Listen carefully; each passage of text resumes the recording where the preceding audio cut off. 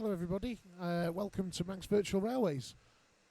I thought I'd do a few short videos just on little guided tours of certain aspects of the layout, as it were, and today we're going to have a look at Douglas Station and the sheds and yard. So when I started this project, this is the first place I started in. I've used J.C. Boyd's book quite a lot to as a template, especially this page here, which has been very useful. I've also used, my own kind of experience of I've had been on guided tours of the sheds, etc., and various photographs as well. It's set kind of in modern times, but as if the railway was in its full glory.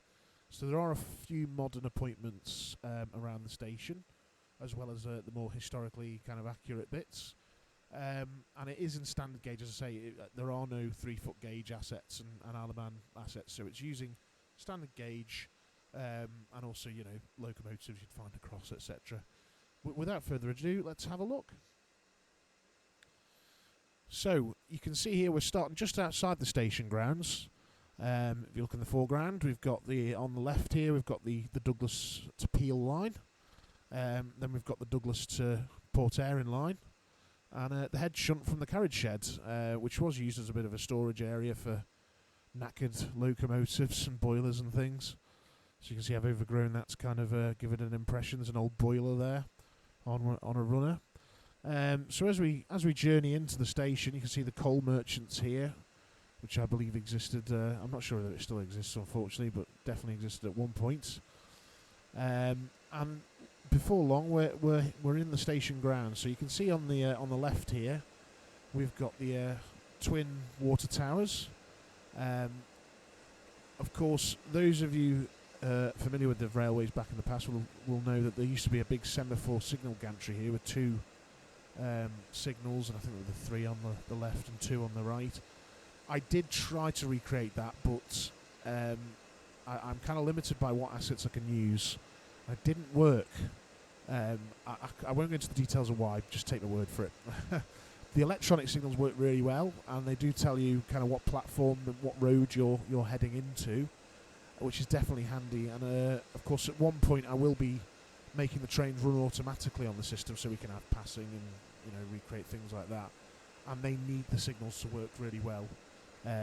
So that's why I've chosen to do that. I do believe, if we were in the modern day, the railway probably would have taken measures to do that. In fact, I think they do have LED bulbs in Douglas at the moment. I know they used to have them at the end of the platform.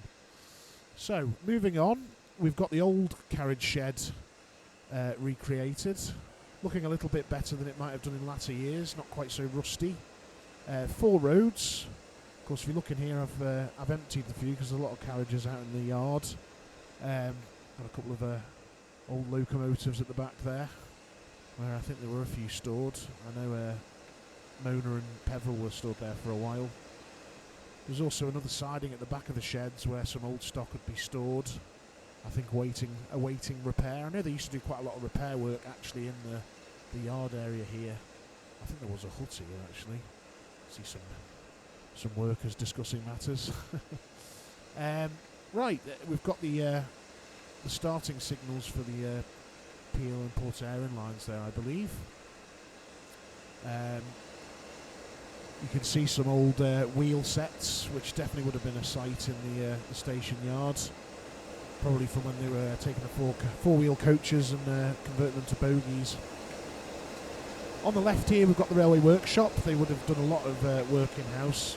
Inside is not the best. I haven't really decked out the inside of the sheds. I might do that at some point. But from the outside they look fairly good. I've actually combined 2 good shed buildings there to make this one. In the middle there, we've got a representation of one of the Clemenson coach bodies used as it's a store now, but I believe it was a crew kind of mess at one point. Then on the right here, we've got the running sheds. Of course, these actually run through into this is now a covered area and a storage area, and then we've got the paint shops at the back here. I like the build, if you think about when I'm running the line, I'm not really going to be using the sheds that much. From the outside, they look pretty realistic. I will try and find a shed with an opening at the other end that looks as good, but I haven't been able to find them so far. As you can see, we've got a few locos awaiting dispatch, including the cabbage there. The coal pile used for refuelling. Used to be quite substantial back in the day. And then a few odds and ends which have been discarded from the sheds, waiting use or waiting disposal.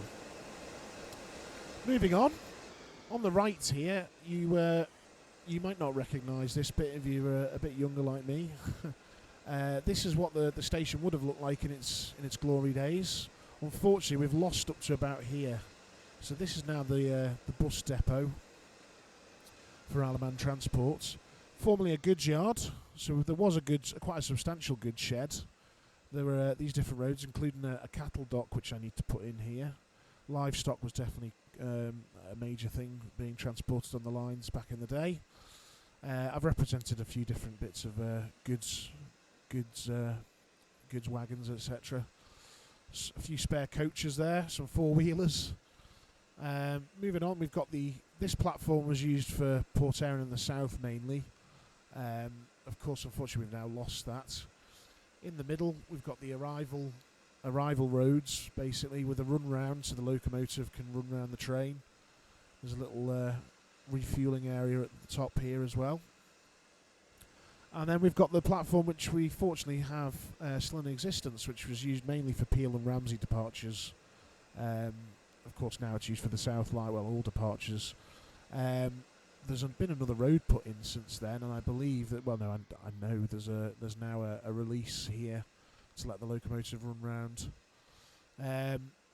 These were toilets, and I think there was a stable here as well. Again, these are quite primitive. I need to have a look and see if there's better assets to represent these, as well as this terrace up here. The station building itself, of course, not the original building. There was originally a wooden station in a similar position, but it was rebuilt in, I think, 1909, or maybe a bit sooner than that. I don't know. I'll have to check my facts. I can't remember. I'm not very good at remembering dates. I've compiled a few different red brick buildings to try and give the impression. Then we've got the offices here. This tower really needs to be moved up to the front here, so it's overlooking the yard. I will have to look at how I can do that. I might actually have to shrink this building and make it kind of fit inside this one, so I can get that tower there. We'll see. I'll get round to it one day. As you can see, I'm still kind of developing this area of the station. It's not very well done. I haven't even got the land for that. And I don't know what that random pub is doing. This is actually the second incarnation of the railway. I did have a previous incarnation, which unfortunately got lost. And I had actually put in, from this siding here, a road going out onto the quayside, which was proposed at several points in history, but never actually carried through. I may lay it back in days to come, but I'm kind of busy doing the Northern Line at the moment. So yeah, that kind of concludes our tour of the station. If you've got any questions, please leave them in the comments. If you've got any bits you've spotted which I may have got wrong, then I'm more than willing to listen to feedback. Obviously, I unfortunately never lived to see the full station in its glory, but I know there's a few of you who remember it. I hope you enjoyed that. Join me again. We'll be doing tours of the main terminuses and stations on the system. Yeah, keep safe, stay at home. We'll get through this COVID lockdown together. Bye-bye for now.